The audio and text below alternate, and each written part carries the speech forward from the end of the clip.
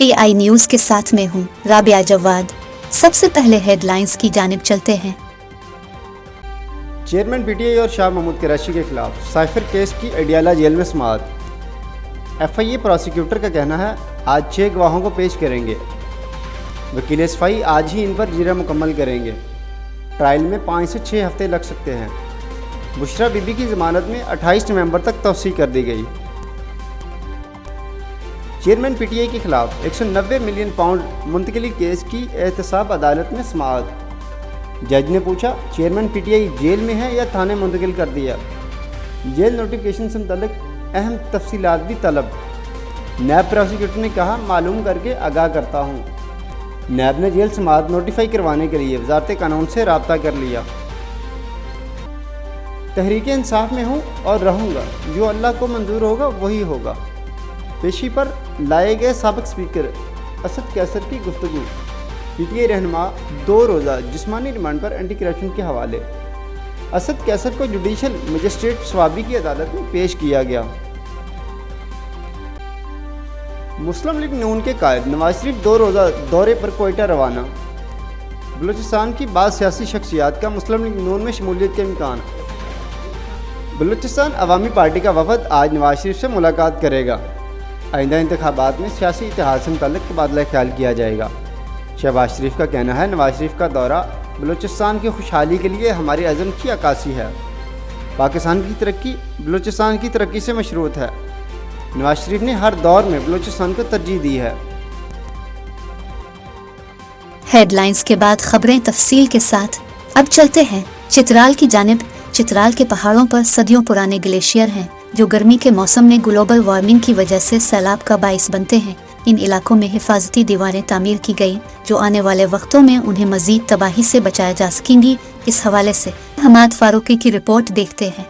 چترال اور پڑوسی اضلاع میں پہاڑوں کی چوٹیوں پر صدیوں پرانے گلیشیئرز یعنی برفانی تودے گلوبل وارمنگ عالمی حدت کی وجہ سے گرمیوں کے موسم میں پٹ جاتے ہیں۔ ان گلیشیئر کے پٹنے سے ان علاقوں میں گلوف ایونٹ یعنی بغیر کسی بارش کی اچانک سیلاب آتا ہے جو بڑے پیمانے پر تباہی کا باعث بنتے ہیں۔ ان سیلابوں کی وجہ سے ان علاقوں میں مقامی آبادی کو بہت نقصان پہنچا ہے۔ اکثر ایسے لوگ بھی بے گھر ہو گئے جن کا سر چھپانے کا کوئی دوسرا ٹھکانہ بھی نہیں تھا۔ UNDP یعنی یونائیٹڈ نیشن ڈیولپمنٹ پروگرام کے فنڈ سے گلوب 2 پروجیکٹ کے تحت محکمہ سوائل اینڈ واٹر کنزرویشن نے ضلع لوئر اور اپر چترال کے علاوہ پڑوسی اضلاع دیربالا اور سوات میں بھی ان متاثرہ علاقوں میں بحال کاری کے کام کیے ہیں۔ گلوب 2 کے تحت ارکاری، مڈگلاشت، ریشن، مٹلتان، اتروڑ، محلہ قلعہ، کمرخورا، تل وغیرہ میں آبادی کو سیلاب کی تباہ کاری سے بچانے کے لیے حفاظتی دیواریں، کمیونٹی سینٹر اور اپاشی کی ندیاں تعمیر کی گئی ہیں تاکہ ان متاثرہ لوگوں کو ریلیف مل سکے۔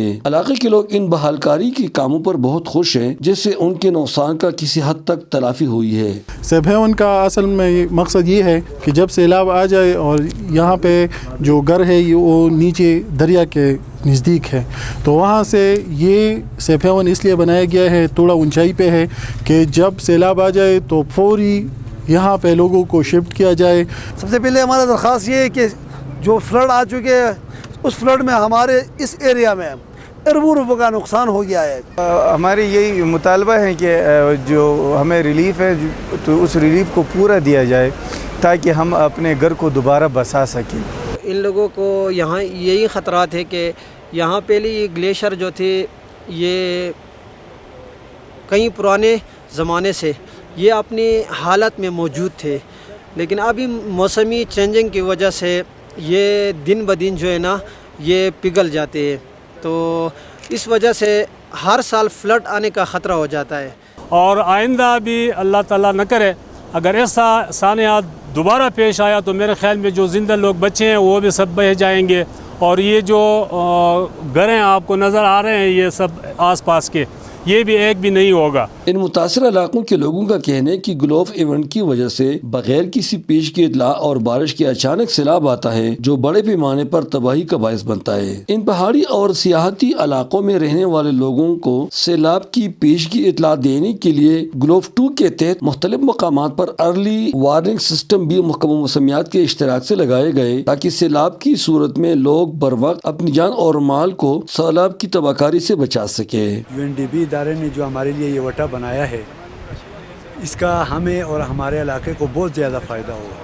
پروٹیکشن وال کی مدد سے بات یہ ہے کہ جو آبادی آپ کی نظر آ رہا ہے یہ سارے اس پروٹیکشن وال گیبن وال سے اس کو فائدہ ہے، کیونکہ سیلاب اس کو سیلاب کی ضد میں نہیں آ سکتا ہے۔ اور ابھی یہ وٹا لگا ہے، اس کی وجہ سے تھوڑا بہت خطرہ کم ہوا ہے، اور ہمارے لوگ کچھ لوگ ادھر ہی رہتے ہیں اور زیادہ تر لوگ پنجاب میں چلے گئے، راستہ بھی ٹھیک نہیں، اس کی وجہ سے بہت مشکلات پہ۔ 36 ملین ڈالر کی لاگت سے تعمیر ہونے والے ان حفاظتی دیواروں وغیرہ سے امید کی جاتی ہے کہ آنے والے وقتوں میں یہ لوگ کافی حد تک نقصان سے بچ سکیں گے اور نقل مکانی کرنے پر مجبور نہیں ہوں گے۔ ان حفاظتی دیواروں کی تعمیر کے بعد یہ خوبصورت علاقے آنے والے وقتوں میں سیلاب کی مزید تباہی سے بچ سکیں گے۔ احمد محمد فاروقی، چترال۔ قصور سے خبر شامل کرتے ہیں، تجاوزات کرنی ہیں تو ماہانہ فیس دینا ہوں گی۔ میونسپل کمیٹی انکروچمنٹ کے عملے کا نیا وتیرہ سامنے آ گیا۔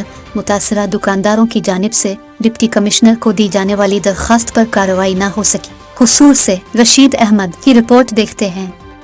میونسپل کمیٹی محکمہ انکروچمنٹ کے 27 لوگ میڈیا کے سامنے اپنی فریاد لے کر پہنچ گئے۔ تجاوزات کرنی ہے تو بھتہ دو ورنہ آپریشن کے لیے تیار رہو۔ جب تک بھتہ دیتے رہو تو تجاوزات قانونی رہی، جب بھتہ دینا بند کیا تو انکروچمنٹ کا عملہ تجاوزات گرانے پہنچ گیا۔ اس حوالے سے مقامی دکانداروں نے میڈیا سے گفتگو کرتے ہوئے کہا، مسئلہ یہ بلدیہ والے آگے تو وہ تنگ کرتے ہیں بہت زیادہ، منتھلی لیتے ہیں 10-10 ہزار روپے مہینے، اس کے علاوہ ویکلی ایک دفعہ فروٹ بھی 3-4 ہزار روپے کا، گولڈ وائٹ بھی لے کے جاتے رہے، سارا کچھ لے کے جاتے رہے۔ ایک ماہ وہ دینے سے انکار کیا ہے تو آگے سارا کچھ اٹھا کے لے گئے ہیں توڑ کر۔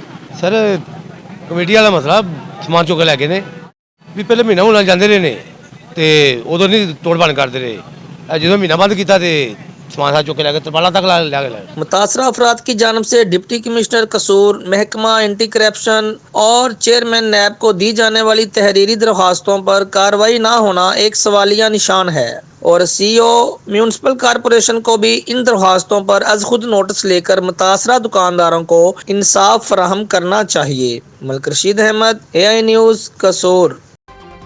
آج کی خبریں یہاں تک۔ تو مزید خبروں کے لیے اے آئی نیوز کو سبسکرائب کریں، ہر آنے والی اپ ڈیٹ سے باخبر رہ سکیں۔